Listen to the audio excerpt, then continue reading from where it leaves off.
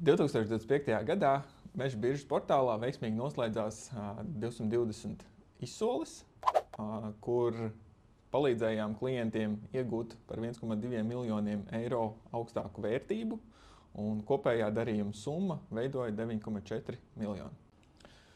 Attiecībā uz svārstībām varētu teikt, ka bērza finierkluča cenas svārstījās gan.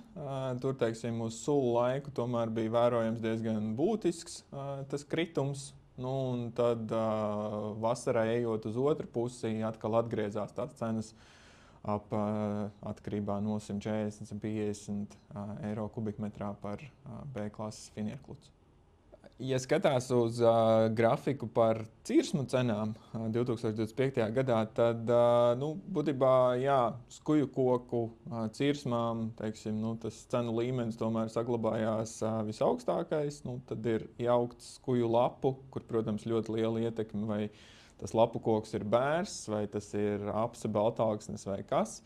Bet tad ir nedaudz zemāks tas cenu līmenis, un jauktu lapu kokam atkal, protams, viss ir atkarīgs no bērza īpatsvara, bet kopumā tas cenu līmenis tomēr vidēji ir zemāks kā skuju un skuju lapu koku cirsmās. Meža biržā kopumā realizējām 169,000 kubikmetru. Un viena izmaiņa, kas bija salīdzinot ar iepriekšējiem gadiem, ja iepriekšējos 2 gadus pirmā pozīcija apjoma ziņā bija eglei, tad nedaudz 2025. gadā bērs izvirzījās vadībā, un tad sekoja egle, priede, baltāksnis, apse un melnāksnis. 2025. gads patiesībā bija diezgan jau grūts un sarežģīts gads, jo ziema, ja kāds pamanīja, tad mums atnāca uz 2 nedēļām, ja neviens nepalaid garām.